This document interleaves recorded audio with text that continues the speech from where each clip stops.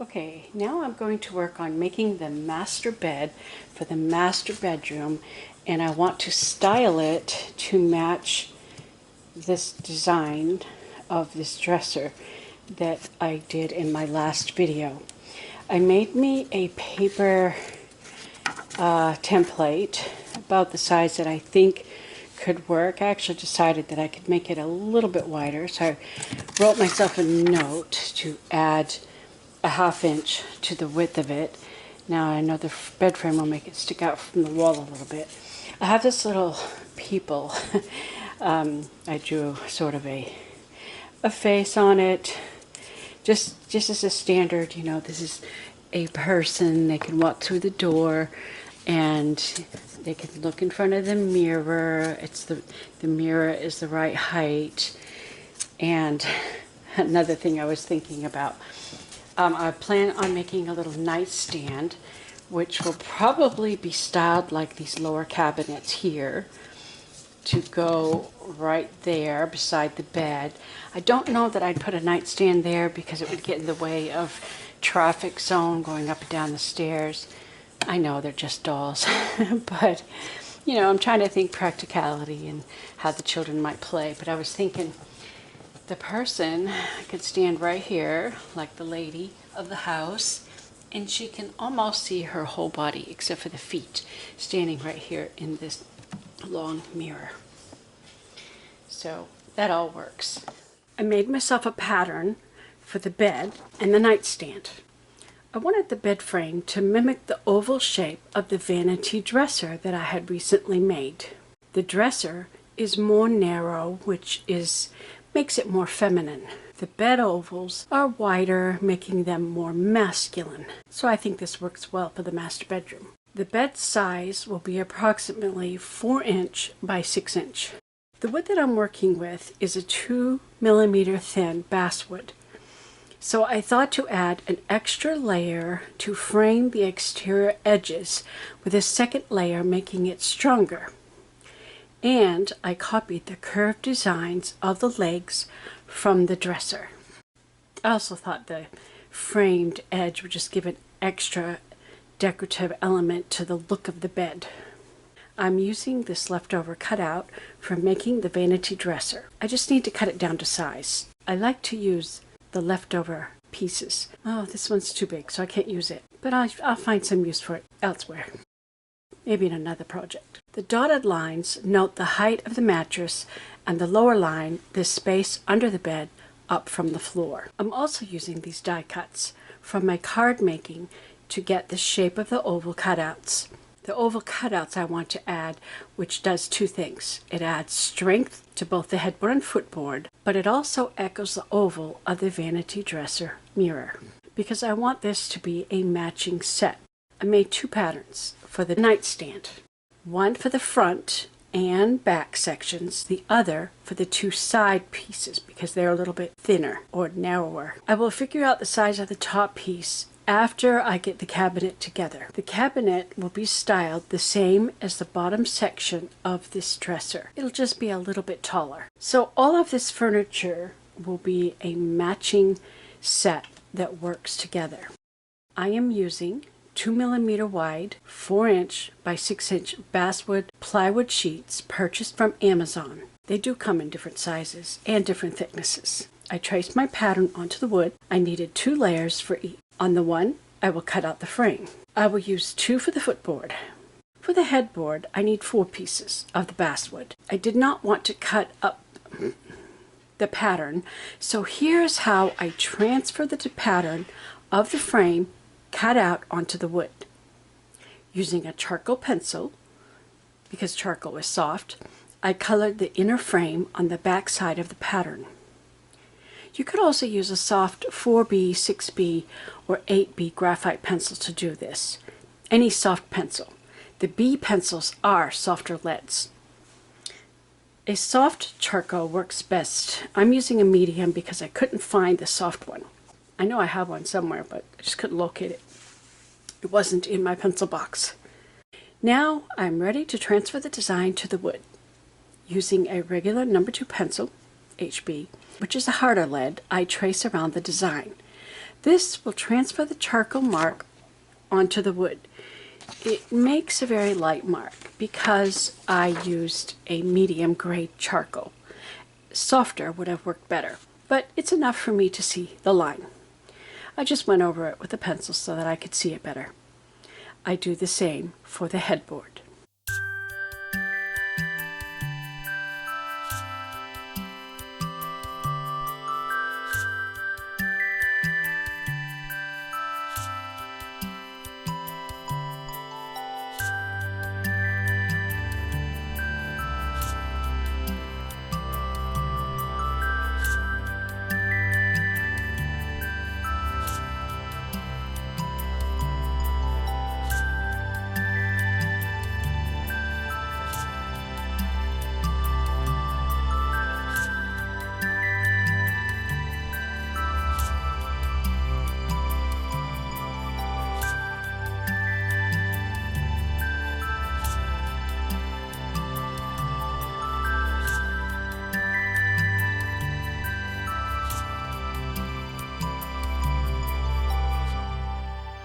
I also traced the nightstand pattern on the remaining pieces that were not used.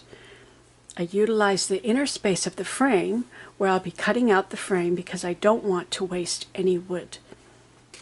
I just realized something. I don't want the seams where I glue the two pieces together in the same exact spot.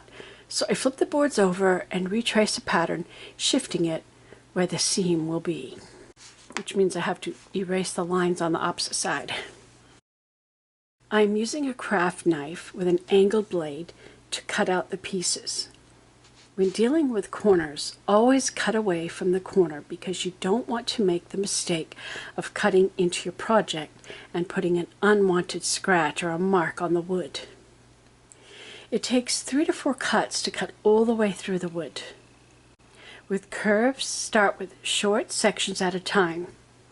Since I'm right-handed, I find that pulling or dragging the blade coming towards me or towards the right side of my body works best. If you're left-handed, you may need to go in the opposite direction. I turn my board to help me cut in the best position. Once you have made several passes and you have worked partially through the wood, you can then make longer cuts following the groove that you have made. As you get comfortable working with the blade, you can turn the wood as you cut. You need to have a good grip on the wood and make sure your blade is sharp. If your blade gets dull, replace it with a new blade. I keep extra new blades on hand. It is helpful to use a ruler when making straight lines. Use a metal ruler, not a wooden one, or you'll cut into the ruler and destroy its flat edge unless it has a metal insert edge. I pull the knife straight back towards me when making straight cuts. I often turn the board over, checking to see if I have cut through all the way. Do not try to force or bend, or you will break these very thin 2mm wide boards.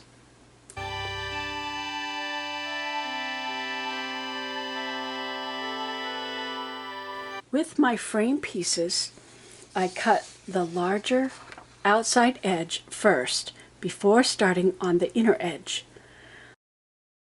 On this piece, I will cut out the 2 nightstand pieces first before focusing on the frame because I want the whole board to be intact while I cut it.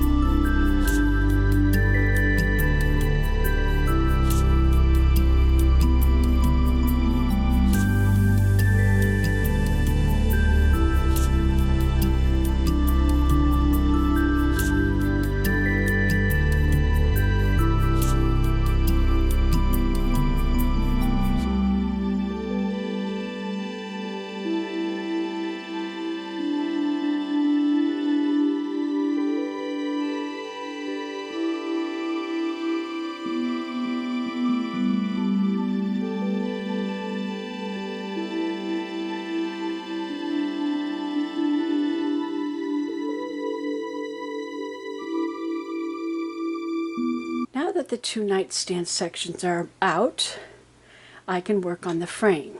I cut the remaining bottom section out first before working on the opening end. This way I'll have less chance of breakage.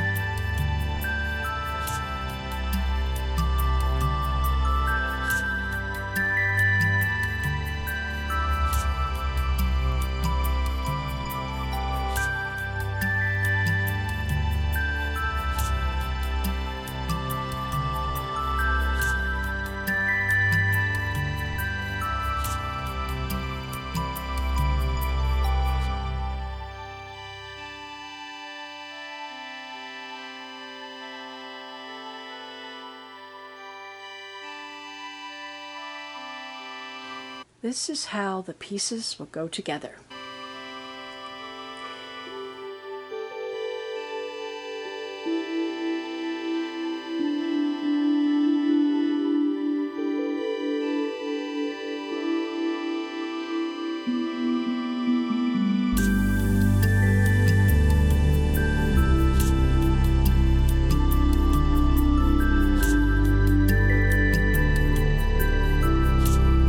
I use my die cuts to see which oval size will fit the best.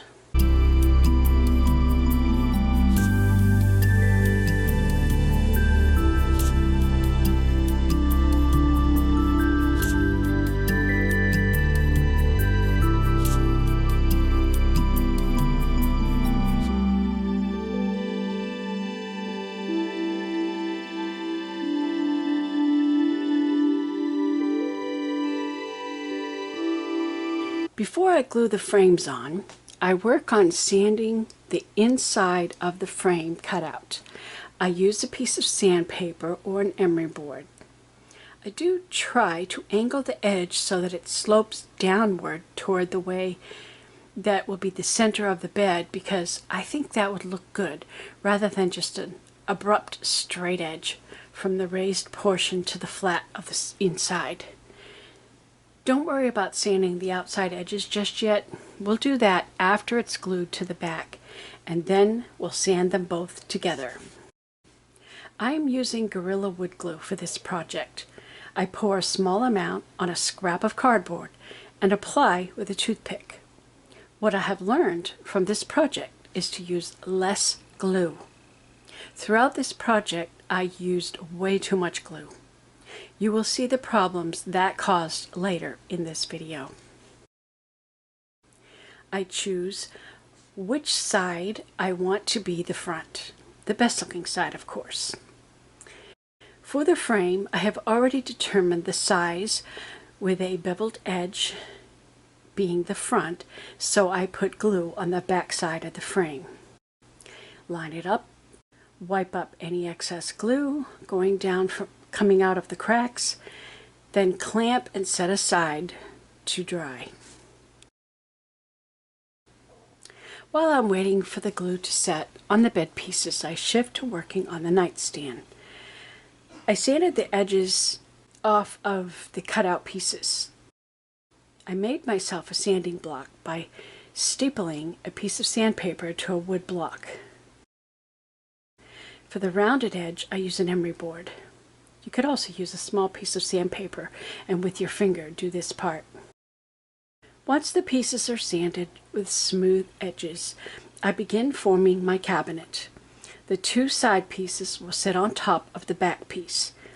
Rather than just gluing those very thin edges to each other, I decided to add some strips to make more gluing surfaces, plus to help strengthen the construction.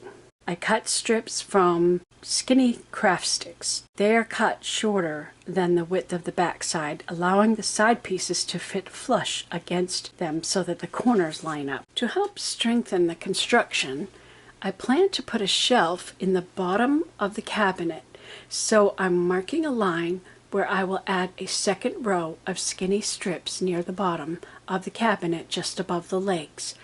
I cut the strips using my hacksaw and miter box, so my cuts are perfectly straight.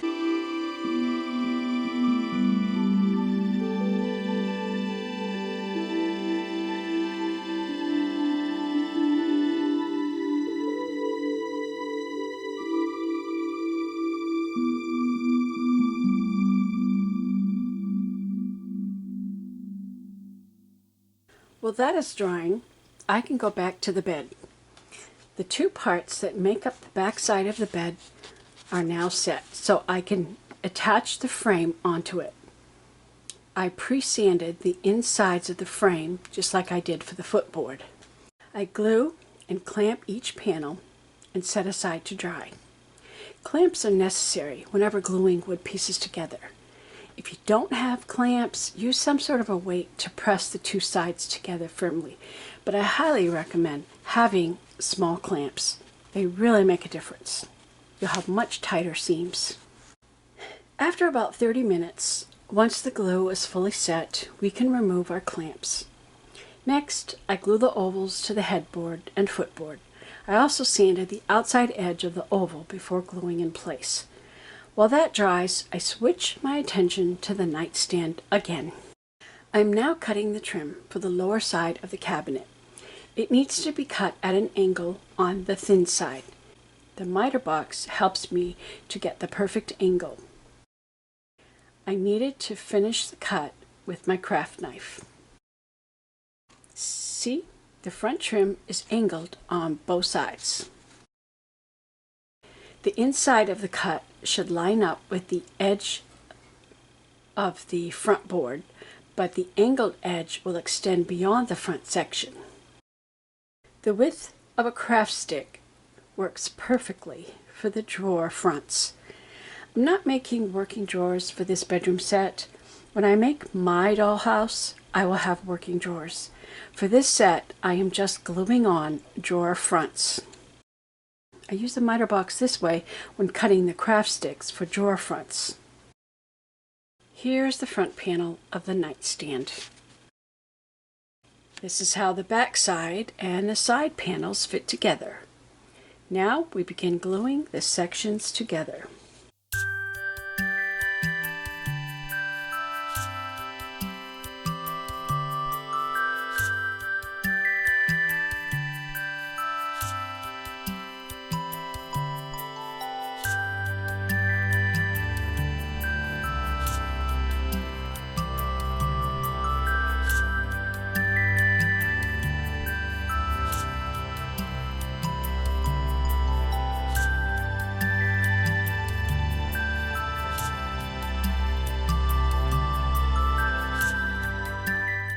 With three sides together, I can then figure out the exact size the shelf needs to be, which will slide in and set on top of the lower strips.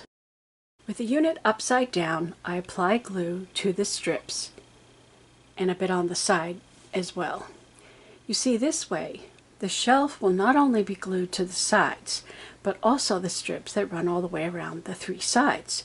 This will make the unit so much more stable. I add glue to all the front-facing surfaces to add the front panel onto the cabinet. We have a pretty solid cabinet at this point. Now I can figure out what size the top needs to be.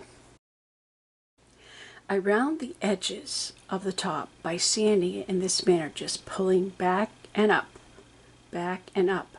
The rounded edges on three sides looks nice.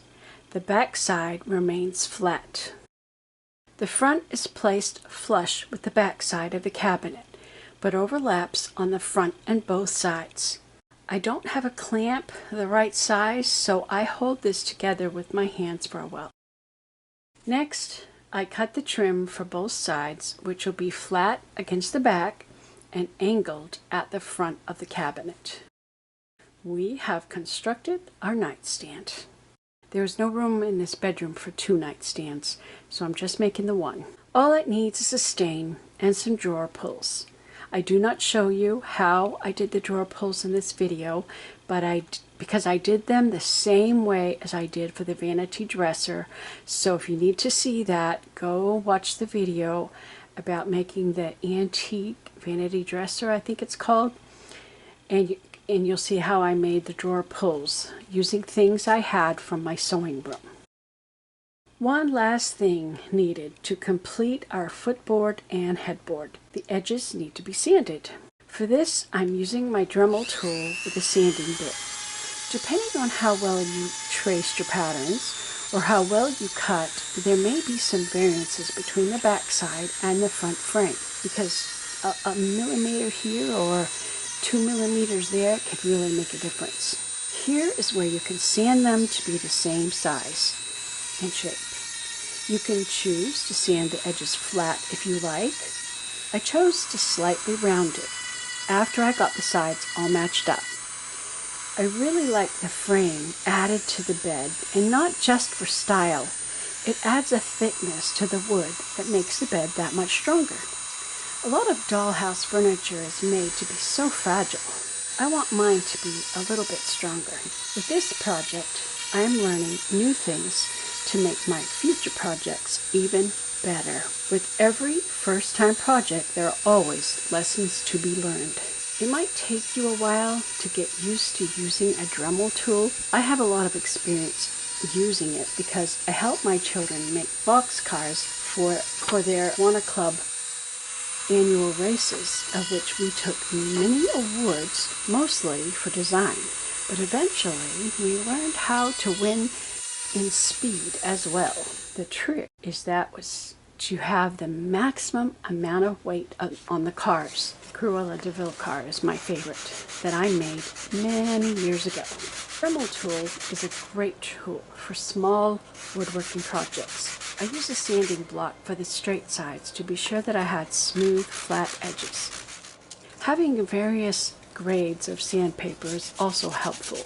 Use the finer paper for a smoother finish. The larger the number, the finer or smoother the sand. Sanding papers range from coarse to medium to fine. Now it's time to complete our bed frame. I thought to use regular craft sticks, but they were too short. So I had to use the jumbo craft sticks for the sideboards. Using my hacksaw and miter box, I cut off the rounded tips. Then I cut the stick the length I needed, which was 13 centimeters or 5 inches and 2/16. I actually wanted the bed to be a full 6 inch in length, but I felt it would crowd the room. The dollhouse I'm currently working on was thrown together without a plan from the beginning, so the rooms are quite small. My next house will have a better plan. This dollhouse is my learning one, where I will make all my mistakes, so my next one will be perfected. I dug into my scrap bags, where I keep all the small pieces of wood from previous projects, to find a short square dowel left over from making the stair rail. I always save my scraps. I managed to cut 2 legs for the bed. I wanted to have a section removed so the sideboards actually rest on it for support. So I used my hacksaw to cut several slits and then shaved off that section. I saw this as a nice challenge and was quite proud of myself that I had achieved my goal. But when I checked my bag of dowels, I found that I did not have any more of that same size dowel. My only choice was to use a skinnier dowel for the other 2 legs. And since it was skinnier, I decided to just add a thin piece using a skinny dowel. Yes, I just found a much easier way to make the legs. Now you know the shortcut way. I cut, glued, and clamped those together. Yes, I have 2 legs that are bigger than the other 2 legs, but nobody will notice. I will know better next time to make sure that I have the length needed for all 4 legs. Live and learn, as they say.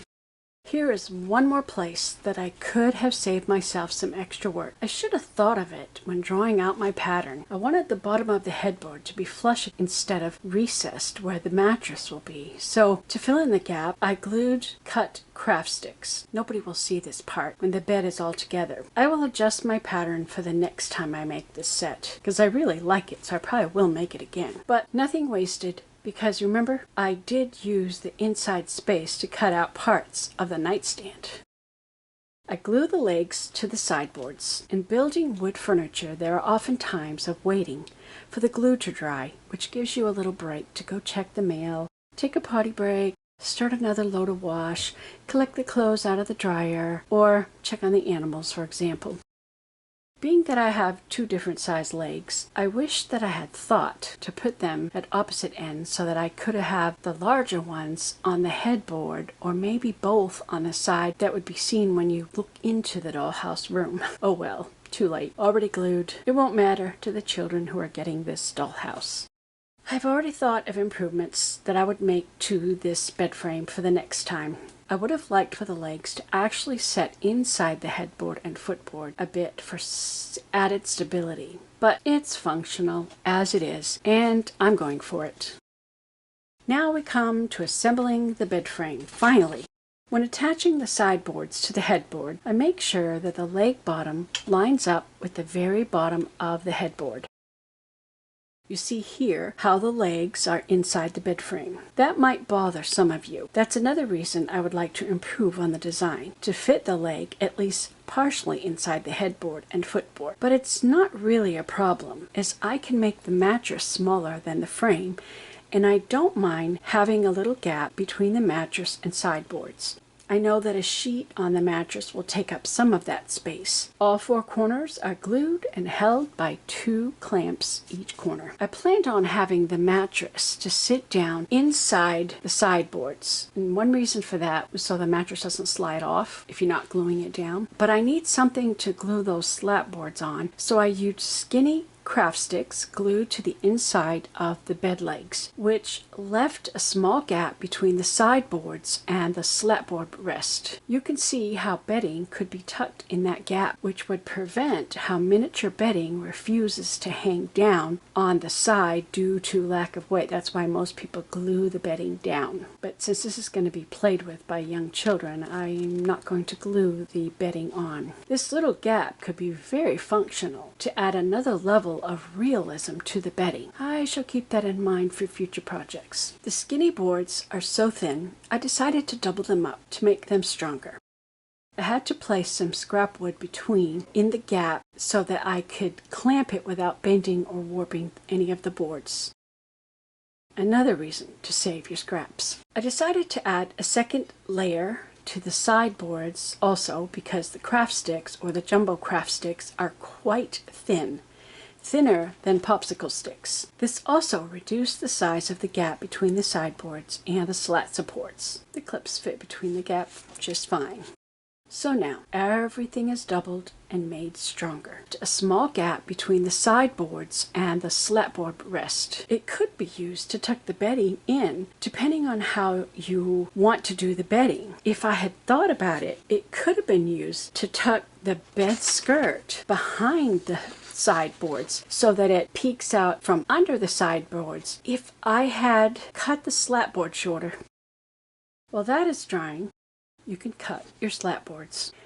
I used popsicle sticks for the slatboards. I cut off the tips and cut them to the length I needed. I did have to cut the first and the last one short to fit between the 2 square leg posts. Now, if I were planning to have the bedding fit down in the gap, I would have cut them a mite shorter, leaving that gap free. Here is a good look at the completed bed frame minus the slatboards. I'm now ready to glue on the slatboards. The first slatboard is not just glued to each end, but also all along the headboard. I like the idea of gluing the slatboards in place. A good reason to do so is the more surfaces that are glued together, the stronger the whole piece of furniture is. Looks like a real bed, but in miniature size. I stained the bed frame the same dark stain that I used on the vanity dresser. I stained everything but the slat boards because no one's going to see that part, so it just seemed unnecessary. I used a cheap brush to add the stain. I washed the brush with paint thinner after I was finished staining so that I could use the brush again. This brush is reserved for dirty jobs like staining only. I keep it in a separate place. But here are some things I have learned. If you use too much glue and you didn't clean up the glue quickly or effectively, the stain does not take to those areas so well. Darker stains will show those mistakes even more, so lessons learned. Use less glue. That is where the toothpick can be used most effectively. Don't forget to stain the underside of the legs and sideboards so you don't have any light peeking through. Here's a little trick to get rid of those glue spots where the stain didn't take so well. Find a marker that matches as close to the stain color and touch it up. The stain does not take to those areas so well, so you will have lighter spots everywhere you have dried glue. I finished it off by spraying with a lacquer finish. If I wanted a finer finish, I could have sanded with an extra fine sandpaper and sprayed it a second time for an even shinier finish. But for this project, I'm keeping it simple and basic. To see how I made the bedding, see the previous video, Making Bed Dressings for Dollhouses. You'll find it on my playlist, Dollhouse Creations. I hope that you learned a lot from my mistakes and have great success with your project. I do plan on making an old-fashioned sink with a pitcher and bowl set with a towel rack to complete this antique room. That project will be for members only. Thanks for watching.